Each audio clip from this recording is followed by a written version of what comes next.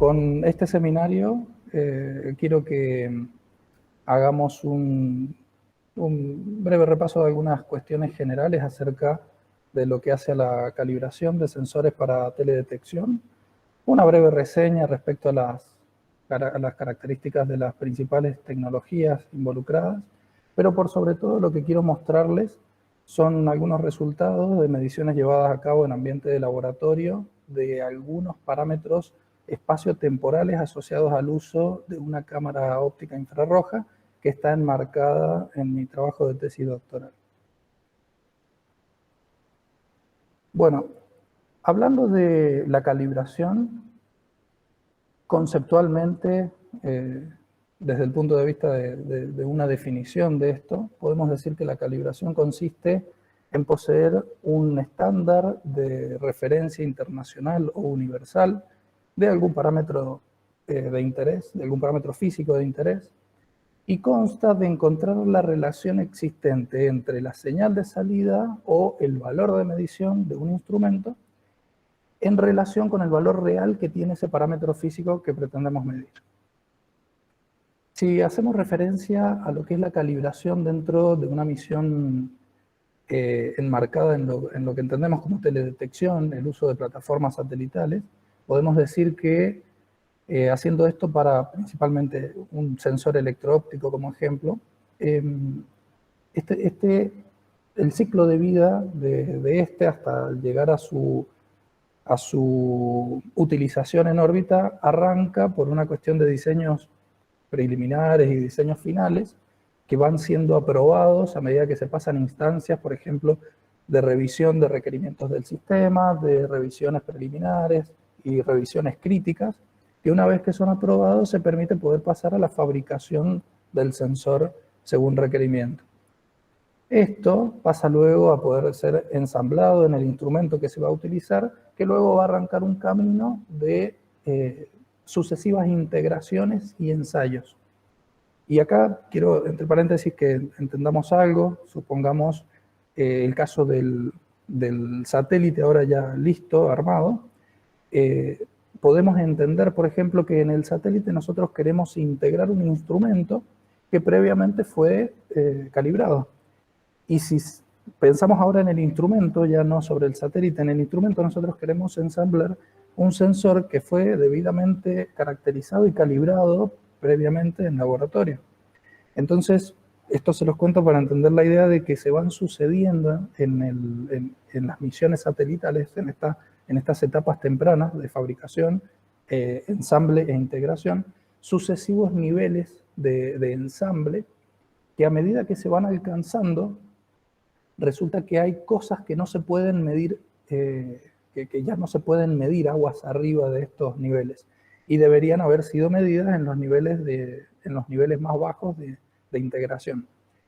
Entonces, es necesario para estas calibraciones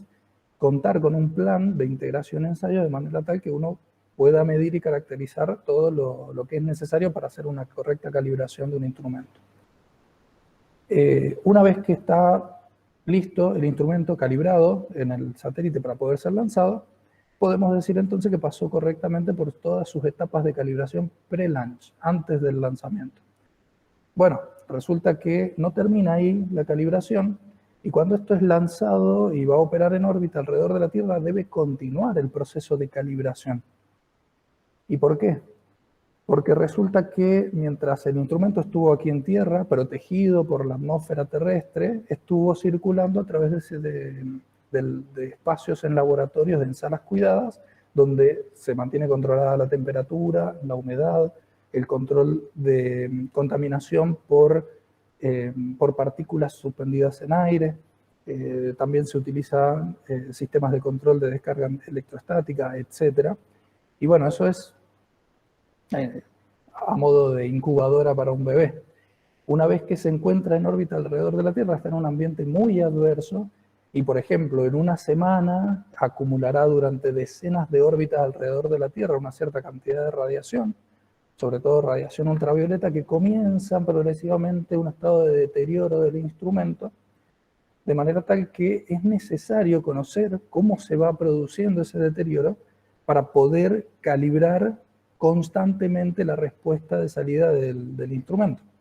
Tanto así que en realidad la calibración se produce, como podemos ver, desde que ya está fabricado el sensor hasta la última instancia de vida que tiene, produciendo datos útiles alrededor de la Tierra. En esta diapositiva lo que podemos ver es una lista bastante extensa de algunas características que están en relación con lo que generalmente a quien fabrica y quien compra también y se encarga de caracterizar y calibrar sistemas electro-ópticos, le interesan en general porque están muy en relación de poder ser utilizados luego y de comprenderlos para poder ser usados en los procesos de calibración. Esta lista es bastante compleja. Hay muchas cosas para nombrar aquí, como por ejemplo que, no todos estos ítems que pueden ver aquí nombrados se aplican exactamente igual o se entienden de la misma manera para distintas tecnologías de sensores. También sucede que quizás se puede interpretar físicamente a qué se refiere alguno de estos ítems, pero en el país, por ejemplo, sería difícil encontrar a un experto que sepa, que tenga la experiencia de haber medido algo de esto y ni hablar de contar con los equipos de medición para alguno de estos parámetros.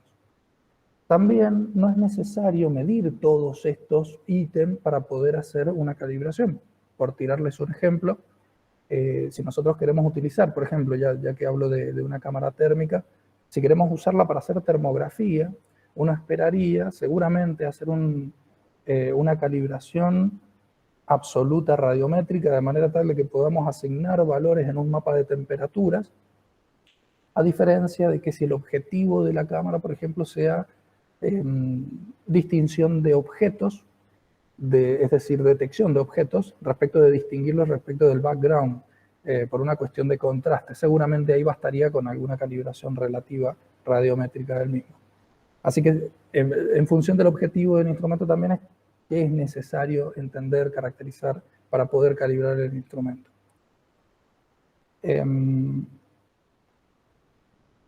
Por ejemplo,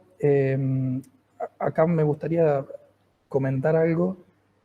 Esta lista podría tranquilamente ser interminable, podría tender un poco al infinito porque depende también a veces de la interpretación que el fabricante, por ejemplo, le dé a alguno de estos ítems. Por ahí el punto de vista con el cual se entienden y finalmente el setup que uno monta en laboratorio para poder medir algo de esto, da una cierta interpretación y hasta a veces hasta fija las unidades de medida que se da para estos parámetros.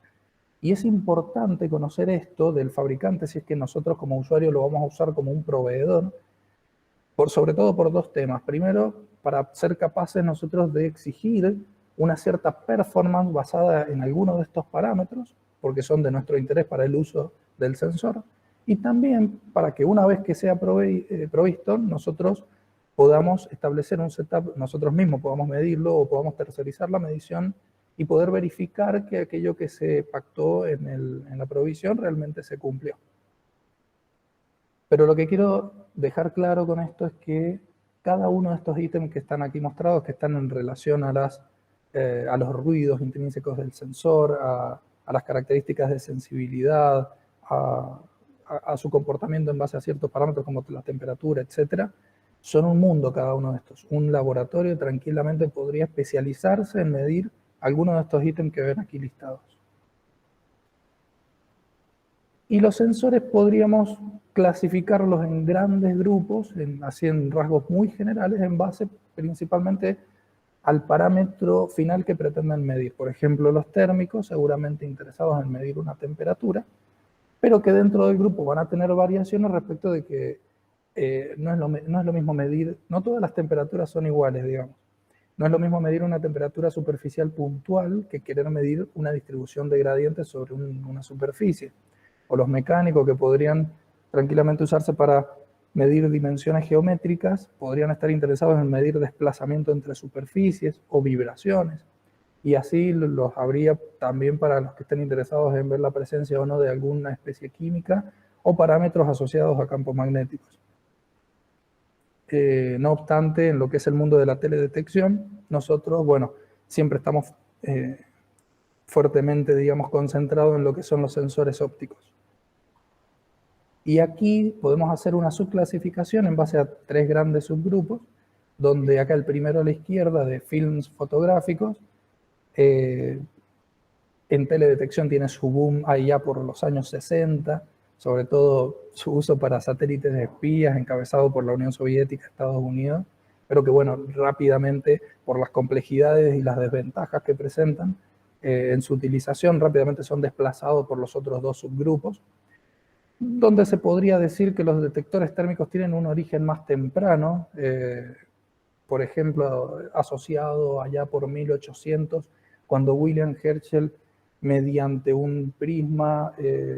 logra detectar que más allá de la luz visible roja existe una luz invisible,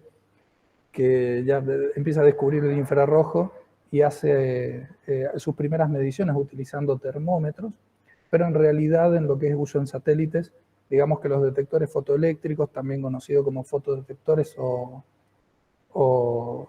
photodetectors, detectores de fotones, son los que tienen realmente el auge. Dicho sea de paso, el hijo de William Herschel, John Herschel, es quien hace unas décadas más tarde los primeros avances en fotografía, y es más, es quien acuña los términos de fotografía, negativo de fotografía. Bueno, haciendo hincapié en los 2 subgrupos de mayor énfasis en plataformas satelitales, lo que son fotodetectores, de esa lista de distintos tipos de tecnologías que ven ahí, lo que está encabezando hoy por hoy su uso es aquí en esta parte de fototransistores, sobre todo estas arquitecturas de lectura asociadas a los SD y a los CMOS. Y del otro lado de los detectores térmicos, sobre todo a partir del año 90, 1990, empieza a tener un auge y cada vez más interés en su uso, particularmente este ítem ahí resaltado de los bolómetros termistores. Justamente la cámara con la que hago mediciones, que les voy a mostrar algunos resultados más adelante, está basada en tecnología de microbolómetros, es una cámara óptica, óptica refractiva, con lentes, un sistema óptico de lentes, y no posee un sistema de refrigeración activo, sino que está basado en un sistema de detección sin refrigeración. Antes de pasar a mostrarle finalmente lo que se ha podido hacer, quería hacer una pequeña alusión a las características principales que dividen estos 2 grandes subgrupos que les comentaba. Y podemos decir que de los detectores térmicos, estos aprovechan una irradiancia enfocada sobre el elemento detector, esta celda que vemos a la izquierda, y aprovechan justamente el efecto térmico, la variación de temperatura que se produce en el elemento sensible. A diferencia de los fotodetectores, que lo que hacen es justamente tener una interacción con los fotones particularmente, y cuando estos se encuentran en un valor de energía que está dentro del rango que es detectable, en base a la teoría de bandas energéticas, lo que hacen es energizar electrones que se encuentran en el dispositivo semiconductor asociado, que pasa de un estado de valencia a una banda de conducción y permite luego poder ser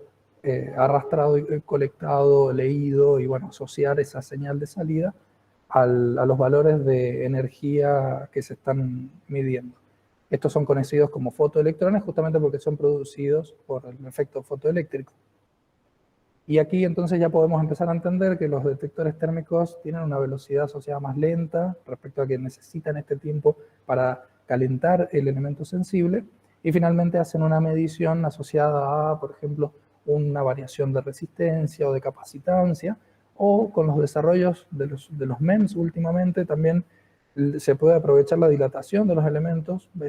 y justamente medir deformaciones, desplazamientos. Pero principalmente una característica que diferencia a ambos grupos es la dependencia con la longitud de onda de su detectividad. Esto lo podemos ver en estas curvas de responsividad,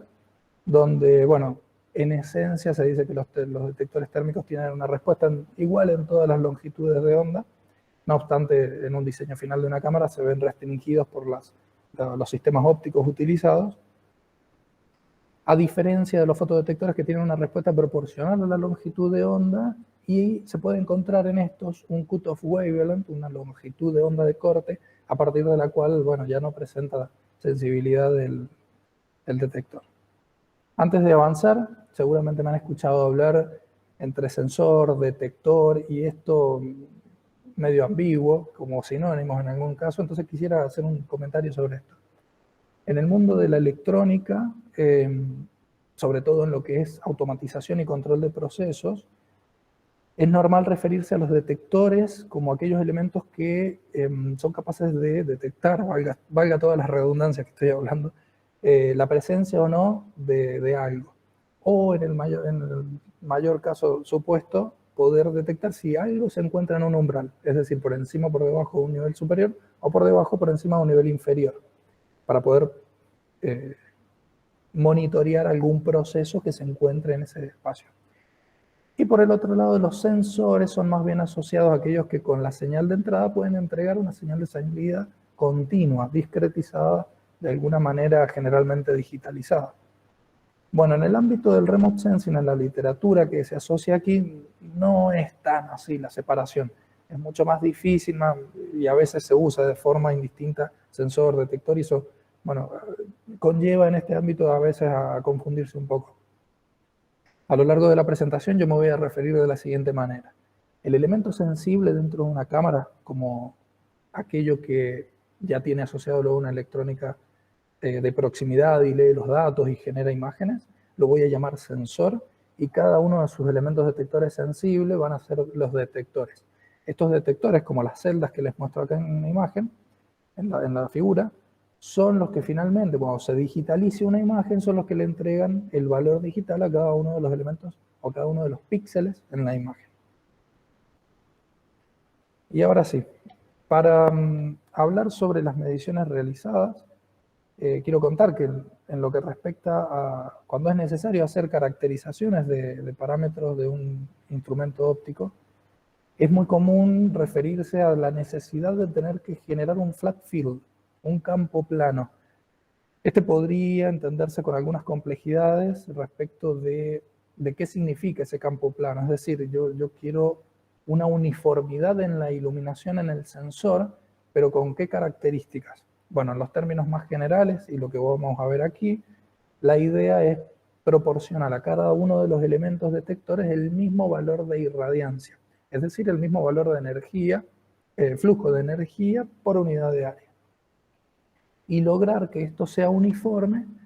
bueno, yo dije sobre los detectores dentro del sensor. En este caso, para nosotros, la caja negra que usamos nosotros para caracterizar es la cámara completa, así que sobre la cámara, es decir, con su óptica asociada.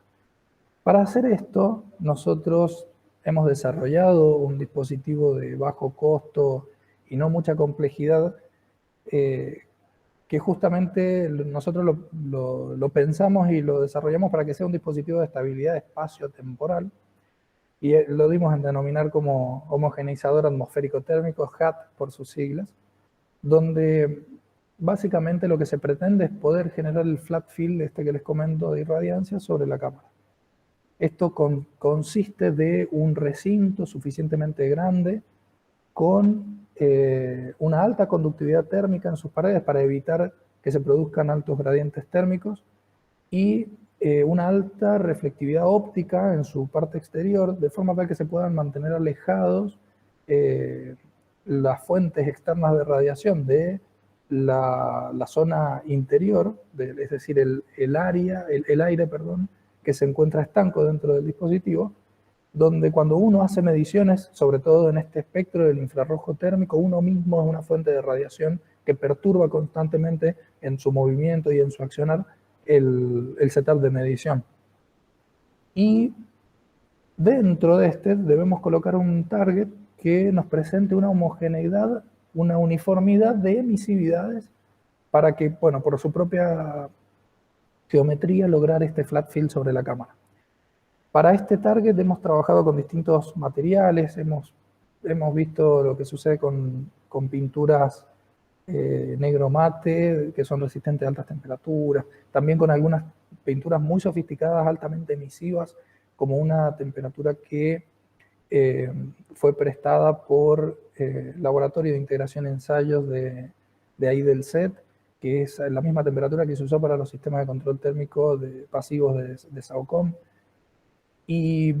sobre todo para lograr esta uniformidad de emisividades, materiales mucho más rudimentarios nos han servido, como por ejemplo papel, cartón, enchapado en madera, que nos han servido para hacer algunas mediciones respecto de la uniformidad que se puede lograr sobre la superficie. Entonces, lo que vamos a hacer con esto es considerar principalmente dos variables, como decía arriba, esta estabilidad espacial y también la temporal, para poder caracterizar estas de distintas maneras estas características de la cámara.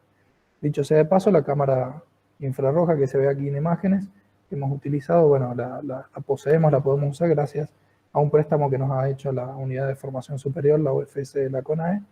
y bueno, con la cual estamos llevando adelante todas estas mediciones. Cuando hacemos mediciones aquí, entonces, podemos ver, primero veamos esta característica más bien espacial. Podemos notar la no uniformidad espacial que producen las mediciones el uso de la cámara. En este caso es el parámetro conocido como PRNU, la Photo Response Non-Uniformity, pero bueno, a un cierto valor de radiancia dado. Esto puede también mostrarnos algunas variaciones relativas en los detectores del sensor, conocidos también como FPN, como un ruido de patrón fijo. Cuando hacemos mediciones con estas características, podemos notar estas no uniformidades, por ejemplo, con este histograma a la izquierda que demuestra la desviación que existen de los valores que toma, que en principio, si esto fuese totalmente uniforme, veríamos un histograma concentrado en un valor, y acá podemos ver la distribución de valores, y de una manera mucho más intuitiva a la derecha, con una imagen donde han sido diferentemente coloreados los valores a lo largo del rango dinámico considerado, donde se puede ver cómo espacialmente se distribuye esta no uniformidad. También en consideración entonces de que en algún lapso de interés no varíe temporalmente la estabilidad térmica del HAT, podemos analizar características temporales, principalmente lo que es el ruido de lectura temporal. Acá, por ejemplo, a la izquierda se ve una imagen obtenida con otro tipo de sensores, un sensor óptico visible, en rango visible, pero de tecnología CMOS. Y bueno, es una imagen acá bastante ruidosa, se puede ver un ruido que parece que de una manera a cierta frecuencia está interviniendo, pero bueno, esto no solo está asociado a las características constructivas del sensor, sino también a una electrónica de lectura que tenía asociada, que bueno, de muy mala calidad, pero bueno, ahí queda visible el efecto que les comento. Haciendo alusión a esto a la cámara que estamos utilizando, acá podemos ver una imagen donde he seleccionado al azar 5 píxeles en la imagen, y les muestro ahí en los rectangulitos como en el tiempo van tomando diferentes valores mientras están siendo, entre comillas, iluminados por el mismo valor de radiancia. Entonces, ahí podemos ver el efecto que les comento de ruido temporal. Es por este motivo que cuando se monta un setup de medición y uno quiere o pretende calibrar y caracterizar ciertas características, valga la redundancia, no podemos tomar una única imagen y quedarnos con esa imagen y analizar luego los datos, sino que es necesario generar un conjunto de capturas, lo que vamos a llamar de ahora en adelante un stack de capturas, que debe ser promediado para encontrar el valor promedio más probable de cada uno de los elementos detectores. Pero hacer esto no es gratuito. Cuando nosotros aumentamos indefinidamente este stack, empezamos a comprometer las capacidades de procesamiento, el espacio de almacenamiento, principalmente de las instalaciones donde trabajamos, del laboratorio donde tenemos todo el setup montado, y también el tiempo, si uno está desarrollando un procedimiento de medición, el tiempo que demora toda la campaña de mediciones asociadas al proceso. Entonces, algo que proponemos aquí es un método para encontrar la mínima cantidad necesaria de capturas en el stack para no comprometer de forma sobredimensionada estas características que les mencioné. Y para esto nos basamos en dos puntos de vista. Primero, en una cuestión de la tendencia del valor medio de cada uno de los detectores, y esto es, como se ve aquí en la gráfica a la izquierda, a medida que uno aumenta la cantidad de muestras del stack, se obtiene progresivamente el valor promedio en la cantidad total de detectores que se obtendría en un stack exageradamente grande. Para la experiencia que hemos hecho midiendo, vemos que un stack de 30 capturas es demasiado grande, y vemos aquí, por ejemplo, que bueno, ya a las 25 muestras se obtiene prácticamente en todo el sensor una representación fiel del valor medio. Si relajamos esta condición de que la diferencia con esto sea de un valor digital, podríamos hacerlo en 2, 3 o 5, podríamos obtener stacks más chicos, pero bueno, aún así podemos notar que el método entrega un stack bastante grande. Así que el otro punto de vista consiste en la representación fiel del ruido temporal global del sensor. Para esto podemos hacer un histograma que se ve aquí a la izquierda de la distribución del ruido temporal, donde podemos ver cómo tiene una distribución normal, y caracterizar entonces la campana gaussiana mediante sus valores típicos de máximo, distribución estándar y la media, y fitear esta misma curva, esta misma campana, evaluando el fiteo a su vez con un coeficiente de determinación R cuadrado y el error cuadrático medio, y a su vez, justamente son estos 5 parámetros los que vamos a evaluar, y a su vez para poder compararlos entre sí, hacer una doble normalización de esta curva respecto de la cantidad total de píxeles y de la escala del máximo ruido temporal asociado, de forma tal que podamos ver cómo evolucionan estos parámetros a medida que se aumentan la cantidad de muestras. Acá podemos ver cómo rápidamente tienden a valores que luego se mantienen con alguna constancia. Entonces, por eso hemos denominado este como el método por la tasa de variación de parámetros, porque lo que hacemos ahora es evaluar la pendiente de cambio, y bueno, podemos notar que a partir, en este caso, de una cantidad alrededor de 10 muestras del stack, ya se ha representado fielmente ese ruido temporal del sensor, siendo este un método más conservativo que el anterior. Algo que podemos medir también es la linealidad de la respuesta. Esto generalmente está entendido de la siguiente manera: uno varía los valores de irradiancia y espera que la respuesta esté asociada a estas variaciones con una función lineal generalmente, y bueno,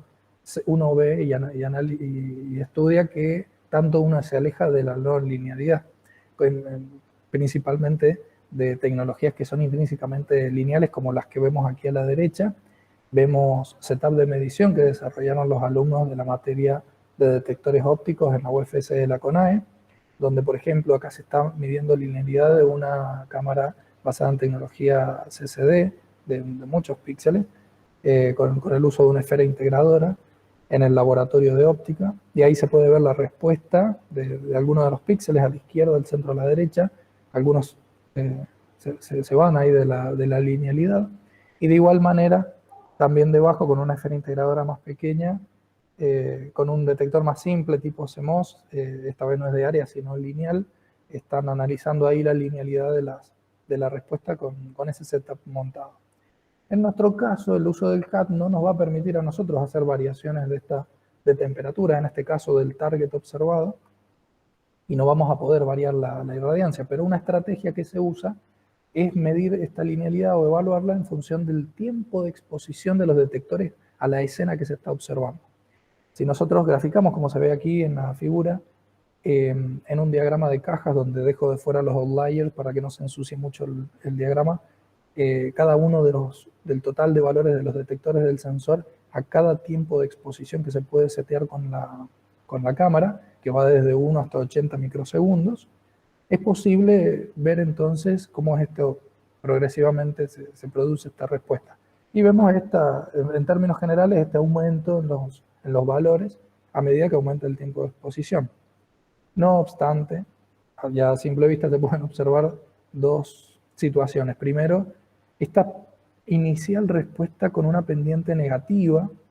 que, bueno, esto es un comportamiento no esperado. Tenemos nuestras sospechas de por qué está sucediendo, pero no es algo que voy a mencionar ahora, y lo estamos terminando de evaluar para un trabajo más adelante. Y sucede que luego el tiempo de exposición a la escena es tan alto que los conversores analógico-digital asociados a la lectura del sensor comienzan a entrar en situación de saturación y empezamos a tener pérdida de información, por lo cual esos valores ya no nos sirven para caracterizar. Entonces, utilizando una zona intermedia de este gráfico, podemos en una zona útil hacer la evaluación de la linealidad. Hacer una medición como esta lleva mucho tiempo, nos llevó más de 2 horas hacer algo así, y bueno, en ese tiempo se produce una variación en la sala de medición, en el laboratorio. Para este caso tuvimos una variación que va de un mínimo de 25,6 hasta un máximo de 27,5 grados Celsius, prácticamente 2 grados, donde si utilizamos para ello la ecuación de la ley de distribución de Planck, podemos evaluar qué variación tuvimos del flujo radiante en vatios y consideramos que fue del 3%, que lo vamos a considerar despreciable para analizar la linealidad. La linealidad la vamos a evaluar con esta expresión potencial, donde el factor potencial gamma es aquel que mientras más cercano a 1 sea, es más lineal la respuesta, mientras más se aleje viceversa. Y bueno, nos está indicando la no linealidad de los microvolómetros de esta cámara, y no es nada fuera de la naturaleza de los microvolómetros, que suelen no tener respuestas lineales respecto de la señal de entrada. Acá podemos ver cómo a medida que hemos aumentado el tiempo de exposición, también podemos ver este aumento en la gráfica grande a la izquierda, este aumento lineal del ruido temporal y su distribución también, y cómo se ve afectado debajo la relación señal-ruido, que se ve empeorada con esta curva debido a esta variación, a este aumento del ruido temporal. Y a la derecha se ve también un aumento lineal de lo que es la no uniformidad espacial, la PRNU. Algo que quería contarles de interés es que, por ejemplo, podemos notar acá a la izquierda la correlación existente entre los valores de señal de salida de la cámara respecto de los valores de temperatura del target observado dentro del HAT. Esto es algo de esperar. Pero a la derecha podemos ver también la correlación existente con los propios valores de temperatura internos de la cámara. Un indicativo de que conocer la temperatura de la cámara es un factor de interés y de importancia para poder calibrar correctamente la señal de salida de la cámara respecto de los valores de la señal de la señal de entrada de la radiancia o irradiancia. Entonces, para ya ir cerrando, lo que quiero decirles es que nos encontramos haciendo mediciones con este dispositivo, que de a poco vamos a ir pensando también cómo seguir reconfigurándolo para la evaluación de algunos parámetros, de otros parámetros, y sobre todo también apuntando a nuestras expectativas más a largo plazo, que constan de poseer y diseñar, desarrollar, construir nuestro propio cuerpo negro para poder hacer mediciones también en el rango dinámico del instrumento, para evaluar otras características de interés. Y principalmente los lugares de trabajo donde estoy desarrollando esto son CEMETRO, el Centro de Investigación y Transferencia en Metrología, que se encuentra en el campus de la UTN en Córdoba, donde se desempeña mi codirector de tesis, Clemar Schurer, y también el laboratorio del INFIC, del Instituto en Investigación de Físico-Química de Córdoba, donde mi director de tesis, Maximiliano Burgos Pacci, donde se desarrolla él, que es un investigador independiente de CONICET. A su vez también en los laboratorios del instituto, donde bueno, forma parte de este conjunto de laboratorios que estoy asociando para poder desarrollar todo este trabajo. Para terminar, lo que quiero dejarles es una noción del impacto que tienen la aplicación de coeficientes de calibración sobre esta cámara, por ejemplo. Fíjense acá, tienen una imagen RAW, como decimos, una imagen cruda, los valores que en una cierta escena enfocada, donde tenemos una distribución de objetos con sus valores de temperatura superficial y emisividad superficial, bueno, genera esta señal de salida. Y ahora, cuando la cámara nosotros hacemos que pase por un proceso de caracterización adecuado y luego realizamos los setups y podemos hacer lo que es la calibración de la misma para poder obtener los coeficientes de corrección de la imagen, podemos ver aquí como en las imágenes alrededor se obtienen realmente una distinción que uno a simple vista, de forma intuitiva, ya puede distinguir tanto bordes como objetos. Y bueno, se genera aquí se puede ver aquí la importancia de la aplicación de los coeficientes de calibración en imágenes crudas.